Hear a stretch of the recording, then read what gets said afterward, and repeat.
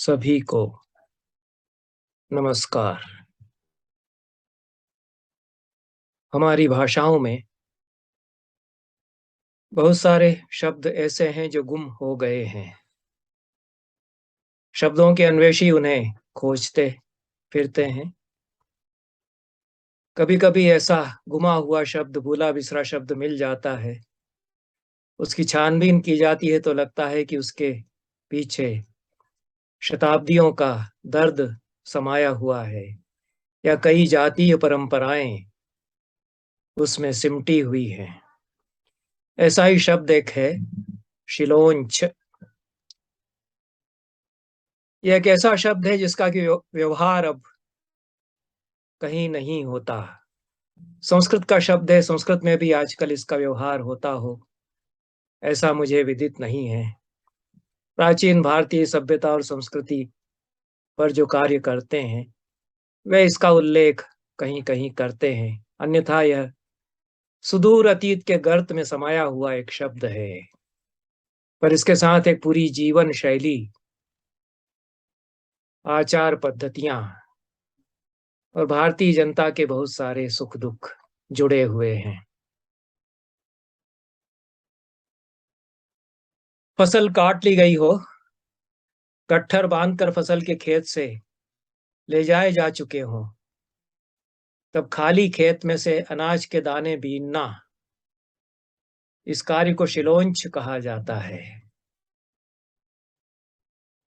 बाजार में जहां अनाज बिकने को जाता रहा होगा वैदिक काल में,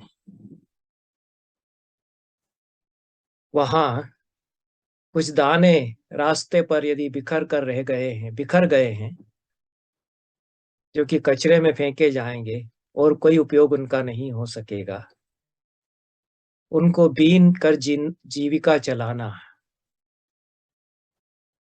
खाली खेत जिसकी फसल काट दी गई है, उसमें बिखरे छूट गए अनाज के दाने बीन कर जीविका चलाना, या मार्ग में सड़कों पर जो अनाज ढोकर के ले जाया जा रहा है बाजार में, उसमें से कहीं कोई दाने बिखरे रह गए हैं, उनको बीन कर जीविका चलाना, इसको शिलोंच वृत्ति कहा जाता है। एक शिलोंच वृत्ति कई लोगों की जीविका का साधन रही। उंच शिल भी इसका पर्याय है। शिलोंच और उंच शिल, ये दोनों शब्द हैं। इन दोनों इनमें शिल और उंच, ये दो शब्द हैं, मिलाकर के कहीं उंचशील और कहीं शिलोंच, इन संज्ञाओं का प्रयोग होता है। और उंच और शिल या शिल और उंच, ये दो अलग अलग व्यवहार हैं, ऐसा मनु के उल्लेख से मिलता है, ज्ञात होता है।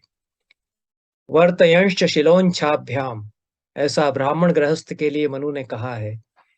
वहां द्विवचन उन्होंने रखा है, तो शिल और उंच, इन दोनों साधनों से जीविका चलाता हुआ ब्राह्मण, ऐसा उन्होंने ब्राह्मण की जीविका के विकल्पों में एक शिल और उंच से जीविका चलाना, ऐसा एक विकल्प दिया है।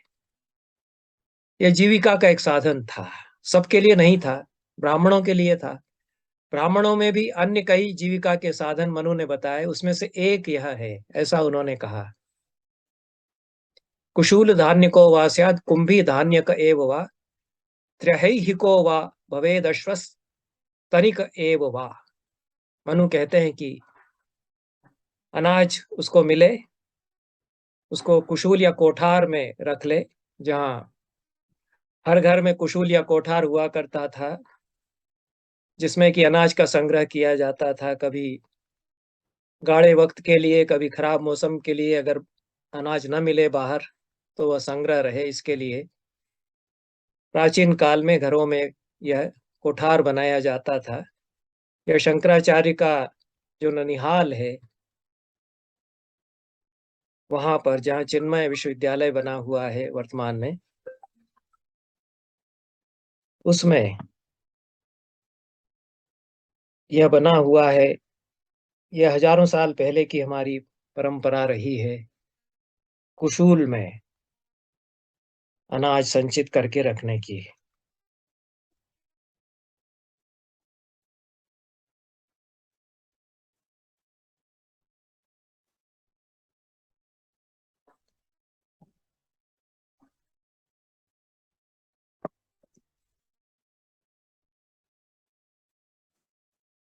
हर घर में एक ऐसा कोठार हुआ करता था जहां की गाढ़े वक्त के लिए कुछ धान अनाज संचित करके रखा जाता था। खराब मौसम में, प्रतिकूल परिस्थितियों में, दुर्भिक्ष में यदि अनाज बाहर से न मिल पाए तो उसके लिए गृहस्थ रखते थे संचित करके। तो कुशूल या कोठार में कुछ अनाज बचा करके रखे, उससे जीविका चलाता रहे। कुंभी या घड़े में संचित करके रखे, या एक दिन, 2 दिन के लिए, 3 दिन के लिए घर में अनाज रखे, अथवा अश्वस्तनिक, केवल आज के दिन के लिए अनाज है उतना ही संग्रह रखे। और अंतिम विकल्प है कि आज के दिन के लिए भी न रखे। आज के दिन के लिए भी जब अनाज ना हो तो वर्तयंश शिलोच्छाभ्याम, शिल और उंच के द्वारा उस दिन की आवश्यकता के लिए पर्याप्त धान बीन करके ले आए। अग्निहोत्र परायण ब्राह्मण के लिए जीविका के पेट भरने के लिए मनु ने इतने साधन बताए, उनमें उनमें से बाद वाले को पहले वाले से उत्तरोत्तर श्रेष्ठ बताया है। ये बहुत ध्यान देने की बात है कि जो ब्राह्मण खेतों में छूट गए, बिखर गए अनाज को, या बाद में बाजार में भी उल्लेख मिलता है, बिखर गए अनाज को बीन करके जीविका का निर्वाह करते हैं, उनकी जीविका सर्वश्रेष्ठ मनु ने मानी। जो कोठार में कई दिनों के लिए संचित करके रखा है उससे अच्छी है कि उससे अच्छी जीविका उस ब्राह्मण की है जो घड़े में कुछ दिनों के लिए जिसके घर में धान रहता है। उससे अच्छी जीविका उसकी जो 2 या 3 दिन के लिए ही जिसके घर में धान है। उससे अच्छी जीविका उसकी जिसके घर में केवल अगले दिन तक के ही लिए अनाज है। उससे अच्छी जीविका उसकी जिसके घर में आज के लिए भी अनाज नहीं है और वह शिल और उंच से काम चलाता है। आगे मनु कहते हैं, न लोक वृत्तिम वर्तेत वृत्ति हेतो कथंचन। किसी भी सूरत में चाकरी न करे, यजमानी भी न करे अग्निहोत्री जो ब्राह्मण है। मनु का यदि आदर्श माना जाए तो ये जो यज्ञ कराते हैं ये तो अत्यंत ही निकृष्ट हैं ब्राह्मण। हमारे वैदिक आदर्श के अनुसार लोकवृत्ति, उनको किसी राजा के यहाँ, किसी यजमान के यहाँ यज्ञ कराना, यह निंदित व्यवसाय है।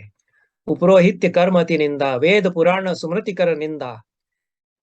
तुलसीदास ने तो सारे वेद पुराणों का निचोड़ प्रस्तुत किया अपने रामचरितमानस में, वह भी यही कहते हैं। इसलिए मनु कहते हैं कि लोकवृत्ति, चाकरी, यजमानी जहां भी करेगा वहां कुछ न कुछ शाठ्य, कुछ न कुछ जिम्म वृत्ति आ ही जाएगी। ब्राह्मण को चाहिए कि अजिम्वाम अशठाम शुद्धाम जीवेत ब्राह्मण जीविका। अजिम और अशठ, जो सरल, शुद्ध, पवित्र मार्ग वाली, धूर्तता से रहित ऐसी जीविका को ही ब्राह्मण ग्रहण करे, स्वीकार करे। तो बहुत ही उच्च श्रेणी के ब्राह्मणों के लिए यह शिलोंच से जीविका चलाने की पद्धति एक आचार पद्धति थी। ऐसे ब्राह्मणों को बहुत सम्मानित माना जाता था, उनको हेय दृष्टि से नहीं देखा जाता था। उस समय का समाज है। अब तो कोई ब्राह्मण इस तरह का सड़कों पर छूटा हुआ अनाज या खेतों में छूटा हुआ अनाज बीन करके काम चलाने लग जाए तो उसकी हंसी ही उड़ाई जाएगी। तो यह मनु ने शिलोंच का उल्लेख किया है, और भी प्राचीन वैदिक ग्रंथों में शिलोंच वृत्ति का उल्लेख आता है। महाभारत के वन पर्व में शिलोंच वृत्ति से जीवन चलाने वाले मुनियों का, वानप्रस्थ मुनियों का उल्लेख किया है।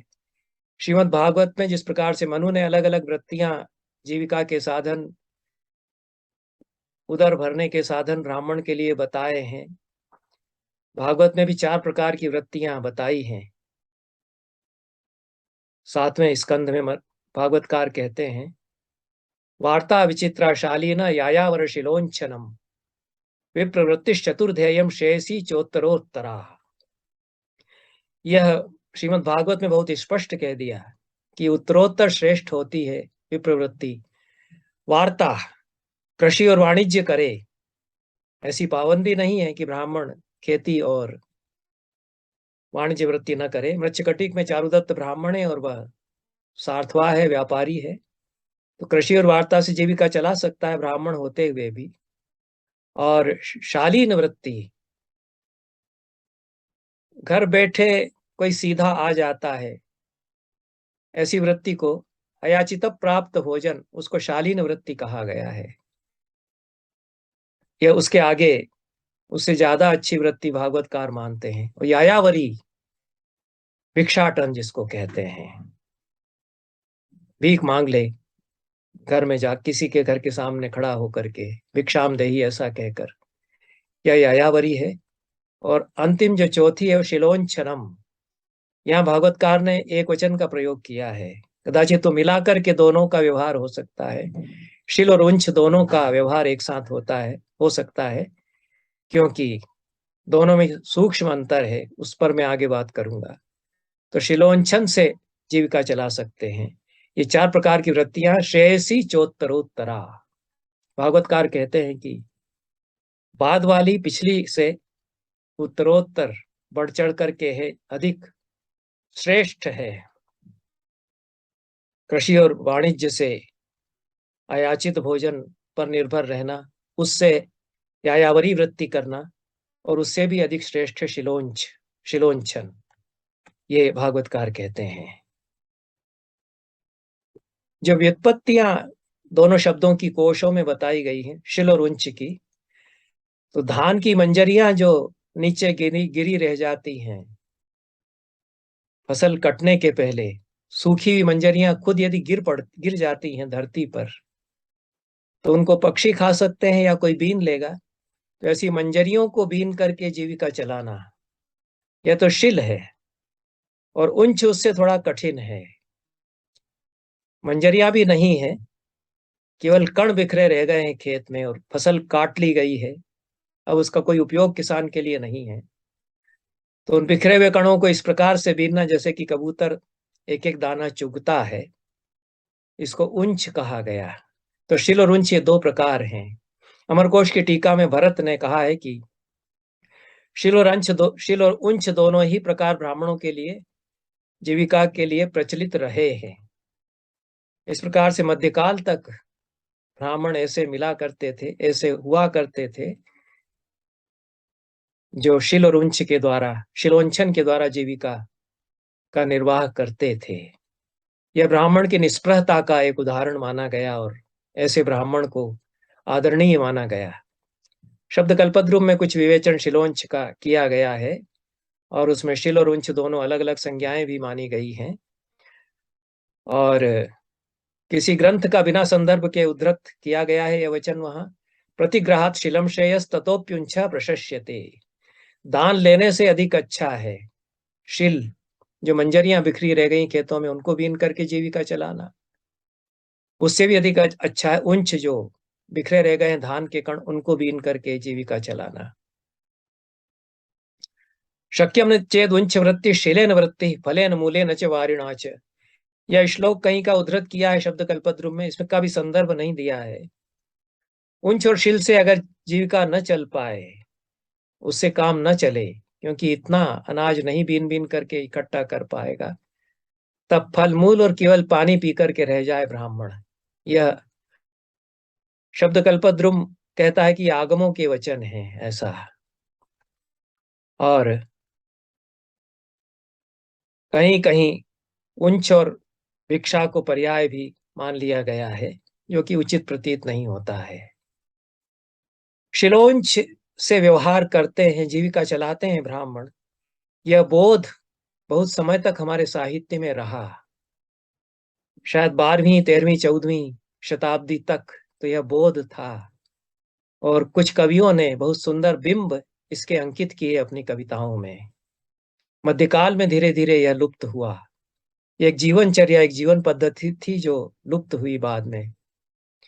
गोवर्धनाचार्य बहुत अच्छे कवि हैं, 12वीं शताब्दी के बंगाल के राजा लक्ष्मण सेन की राजसभा में वो थे। आर्या सप्तशती उनका काव्य है। उनका मौलिक 700 आर्याओं का संकलन है, जो हाल की गाहा सतसई जो प्राकृत में थी उसको प्रतिदर्श या मॉडल बना करके उन्होंने स्वयं अपनी आर्याओं का संकलन तैयार किया। हाल की गाहा सतसई में तो अलग अलग कवियों की गाथाएं या गाहाएं संकलित हैं। इसमें गोवर्धन की स्वयं की मौलिक आर्याएं हैं।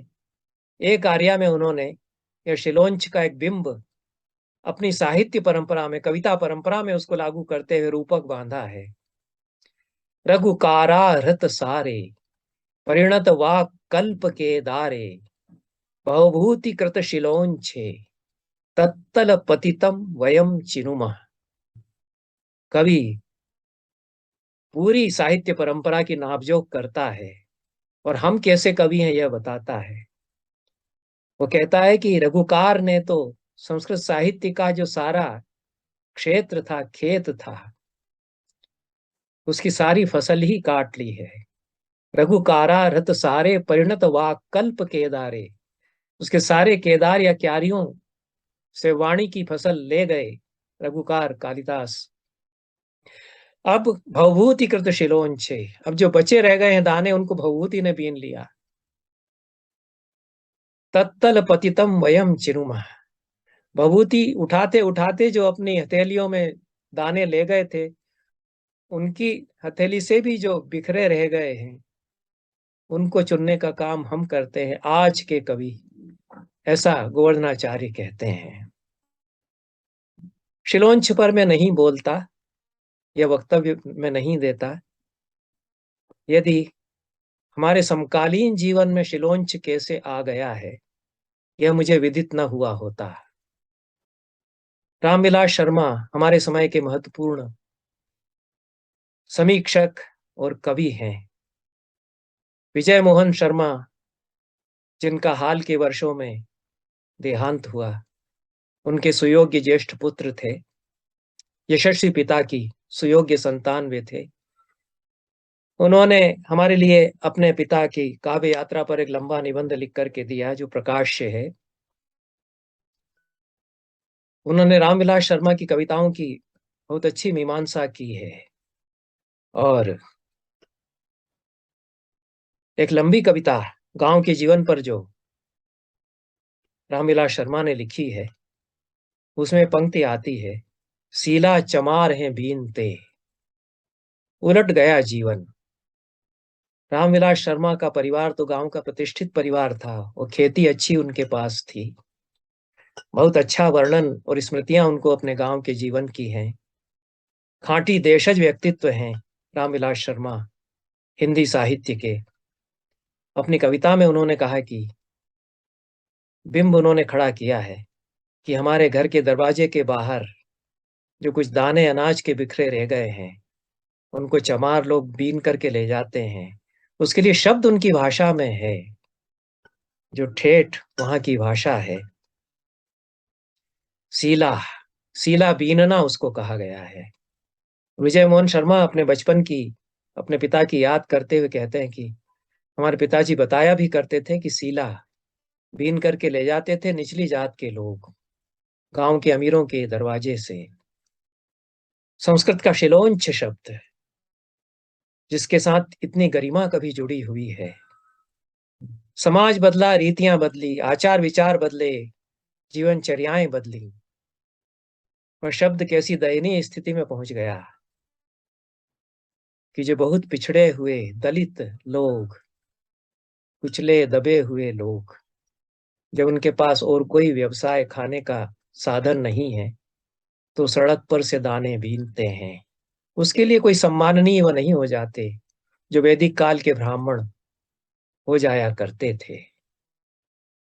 वो पर जो वैदिक शब्द है यह लौकिक संस्कृत में तो बहुत कम ही प्रयुक्त हुआ है। महाभारत में और मनुस्मृति में आता है।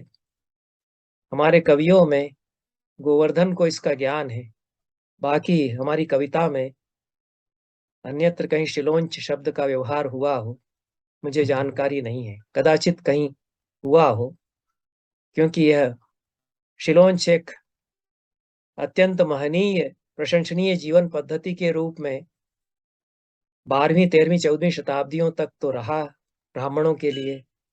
उसके बाद समाज में ऐसा क्या हुआ कि चर्मकार लोग सीला बीनते हैं। बहुत बहुत धन्यवाद।